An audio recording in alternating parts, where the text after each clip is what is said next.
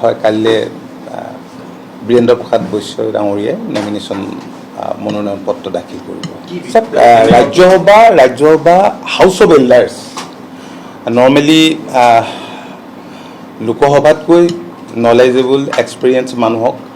ৰাজ্যসভাত সকলো প্ৰাৰ্থীৰ সাধাৰণতে প্ৰাধান্য দিয়ে আৰু আমি ভাবোঁ যে ৰাজ্যখনৰ স্বাৰ্থত বীৰেন্দ্ৰ প্ৰসাদ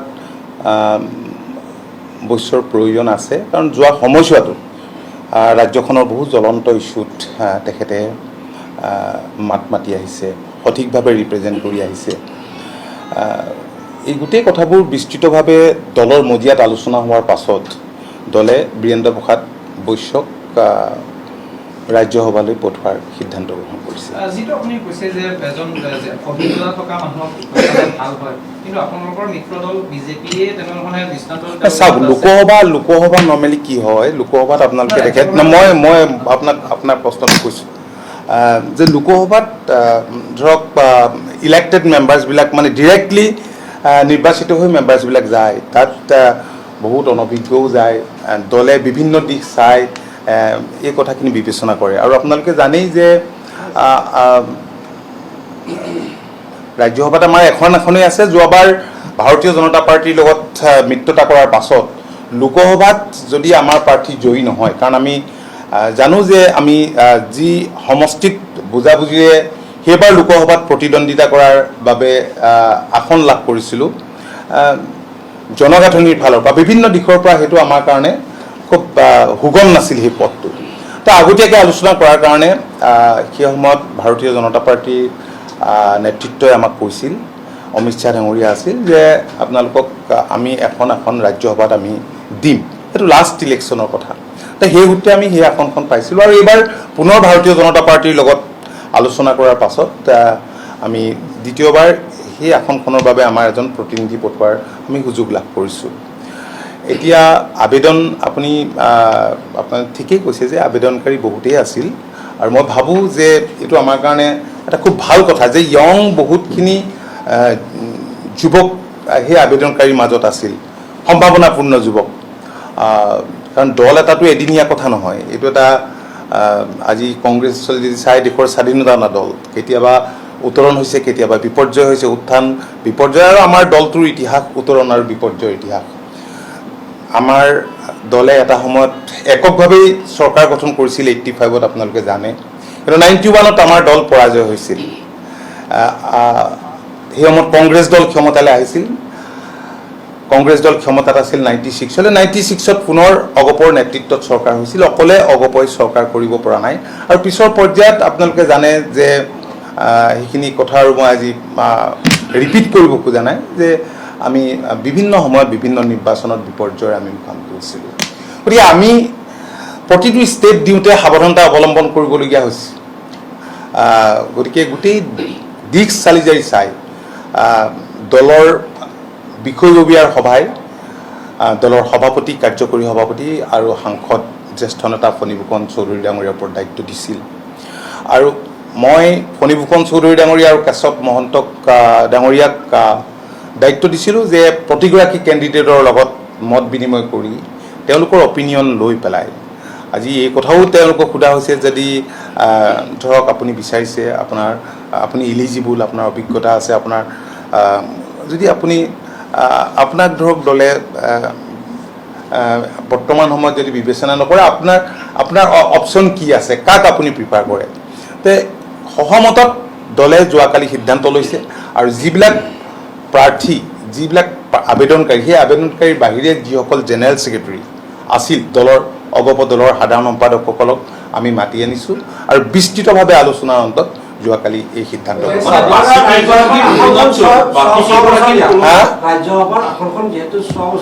ছবছৰীয়াটো হয় নিয়ম মতে, কিন্তু দলৰ ইণ্টাৰনেল বুজাবুজি কিবা হ'ব পাৰে, সেইখিনি কথা আৰু আজি ক'বলৈ মই নাযাওঁ, সেইখিনি কথা সময় তেখেতক আমি কৈছোঁ যে দলৰ হকে তেখেতৰ অভিজ্ঞতাৰে যিমান পাৰে দলটোৰ হকে কাম কৰিবলৈ তেখেতক আমি আহ্বান জনাইছোঁ আৰু বাকী কথাখিনি আপোনালোকে সময়ত গম পাব আজিৰ দিনটোত আৰু নকওঁ আজিৰ দিনটোত আৰু বেলেগ কথা APCCৰ প্ৰেচিডেণ্ট হিচাপে গৌৰৱ গগৈয়ে দায়িত্ব লৈছে হয় নিৰ্বাচনলৈ বেছি দিন নাই বেছি মাহ নাই তেনেস্থলত আপোনালোকৰ যিকেইটা সমষ্টিত দখল আছে মিত্ৰজোঁটৰ চৰকাৰ কংগ্ৰেছৰ সৈতে আপোনালোকৰ ফাইট কেনেকুৱা হ'ব আৰু কেনেদৰে আগবাঢ়িব যিহেতু গৌৰৱ চব এইটো কথা যিমানেই যি ছ'চিয়েল মিডিয়াতে হওক বা বেলেগ বেলেগ ফোৰামত আলোচনা নহওক কিয় কাৰণ আমিও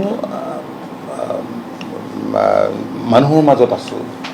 আৰু যোৱা দিনবিলাকত মাননীয় মুখ্যমন্ত্ৰী ডক্টৰ হিমন্ত বিশ্ব শৰ্মা ডাঙৰীয়াৰ নেতৃত্বত চৰকাৰখনে ৰাজ্যখনৰ জনসাধাৰণৰ সৰ্বাংগীন বিকাশৰ কাৰণে যিবিলাক আঁচনি লৈছে ৰাইজ উপকৃত হৈছে আৰু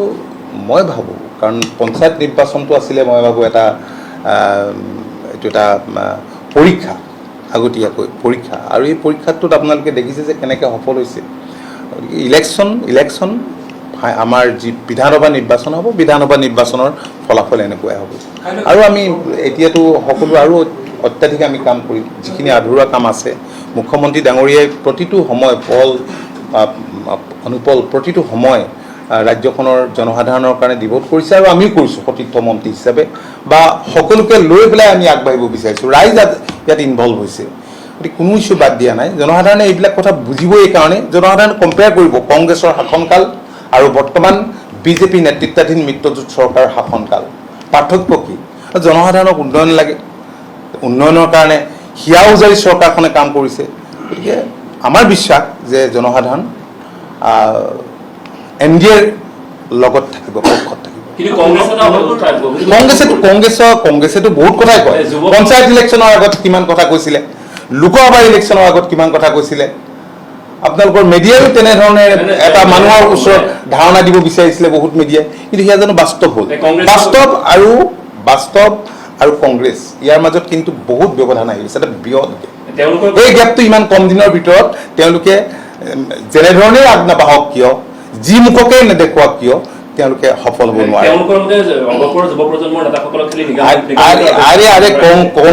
কংগ্ৰেছৰ মতে অগপ কেনেকুৱা হ'ব লাগে এইটো কংগ্ৰেছৰ পৰা শিকিবলগীয়া নাই অসম গণ পৰিষদ জন্মৰ মূল কাৰণটোৱে হৈছে কংগ্ৰেছ যে কংগ্ৰেছে যদি তেওঁলোকৰ ভোট বেংক মজবুত কৰিবৰ কাৰণে বাংলাদেশৰ পৰা বিদেশী আইনী নললেহেঁতেন আজি অসমত আন্দোলন নহ'লহেঁতেন আৰু অসম আন্দোলন নোহোৱা হ'লে অসম চুক্তি নহ'লহেঁতেন আৰু অসম চুক্তি নোহোৱা হ'লে দল গঠন নহ'লহেঁতেন দলে নিৰ্বাচন নেখেলিলেহেঁতেন গতিকে কংগ্ৰেছে আমাক কি কয় সেইটো লৈ আৰু আমি আজিৰ দিনত আৰু আগতেও কৰা নাই আজিৰ দিনততো কোনো বৰদাস্ত কৰিবলগীয়া নাই থেংক ইউ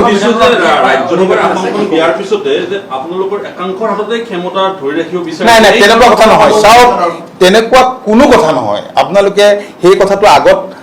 এটা জামানাত ক'লে শুদ্ধ আছিলে আজি মইতো 85ৰ নহয় আমিতো নেক্সট আমি বহুত পিছত আহিছোঁ 85ত যেতিয়া দল গঠন কৰিছিলে সেই দল গঠনৰ সময়ত আমি আছুৰ পৰা প্ৰতিনিধিত্ব কৰিছিলোঁ আছু গেট বাৰ্ড দ্য AGP তাৰপিছত আমি আছু ৱাটছডগ হিচাপে আছিলোঁ বহুত দীৰ্ঘদিন ধৰি আছিলোঁ বহুত পিছত আমি আহিছোঁ আৰু আমাৰ পিছত বহুত আহিছে আপোনালোকে দেখিছে যে আমি ছাত্ৰ পৰিষদ গঠন কৰিছোঁ আমাৰ দিনত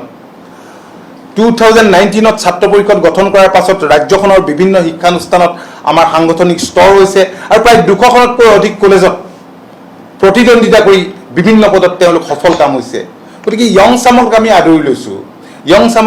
লৈছোঁ তেওঁলোকে অভিজ্ঞতা সঞ্চয় কৰক আজি ৰাজ্যসভাতেই সেই আসনখন কেনেকৈ পাইছোঁ সেইটোও আপোনালোকে জানে সেইটোত কেনেকুৱা মানুহ গ'লে ভাল হয় দলটোতকৈ আৰু বাকী বেলেগে ভালকৈ নাজানে নতুন পুৰণা মুখ দেখুৱাই লাভ নাই মই কৈছোঁ ৰাজ্যসভা হৈছে হাউচ অফ এল্ডাৰ্ছ আৰু সেই দিশটো বিশেষকৈ কনচিডাৰ কৰি দিয়া হৈছে আৰু আমাৰ ইয়াত বহুত জ্যেষ্ঠ নেতা আছে বহুত অভিজ্ঞ নেতাও আছে বিভিন্ন কাৰণত আজি ধৰক আমাৰ যদি কোনোবা MLA হৈ আছে আমি MLA আসনত থকাৰ পিছত 5 বছৰৰ কাৰণে মেণ্ডেট দিয়াৰ পিছত কাৰণ ফণীভূষণ চৌধুৰী ডাঙৰীয়াকটো আমি এবাৰ এটা বিশেষ পৰিস্থিতিত মানে কি হয় বৃহৎ অঞ্চলৰ ৰাইজে বিচাৰিছে আমি পঠাবলগীয়া হ'ল তেওঁলোক লোকসভাত গৈছে লোকসভাত প্ৰতিদ্বন্দ্বিতা কৰি গৈছে কিন্তু ৰাজ্যসভাত আমি আমাৰ MLAৰ মাজতে বহুকেইজন তেনেধৰণৰ জ্যেষ্ঠ নেতা বা অভিজ্ঞ নেতা আছে আমি কোনো অস্বীকাৰ নকৰোঁ MLA আছে আমি অস্বীকাৰ নকৰোঁ ঠিক তেনেকৈ নতুন জেনেৰেশ্যনো আছে আমি অস্বীকাৰ নকৰোঁ কিন্তু গোটেই দিশবিলাক চাই সহমতৰ ভিত্তিতে এই সিদ্ধান্ত লোৱা হৈছে আৰু মই ভাবোঁ যে এইটো এটা আমাৰ ৰাইট ডিচিশ্যন আমি জনসাধাৰণৰ সহযোগিতা শুভেচ্ছা আৰু আশীৰ্বাদ বিচাৰিছোঁ আৰু মোৰ দৃঢ় বিশ্বাস যে অসম গণ পৰিষদ অনাগত দিনত শক্তিশালী হ'ব আৰু অসম গণ পৰিষদ শক্তিশালী হোৱা মানে অসমত আঞ্চলিকতাবাদ শক্তিশালী হোৱা আৰু আঞ্চলিকতাবাদ শক্তিশালী হোৱা মানে অসম শক্তিশালী হোৱা থেংক ইউ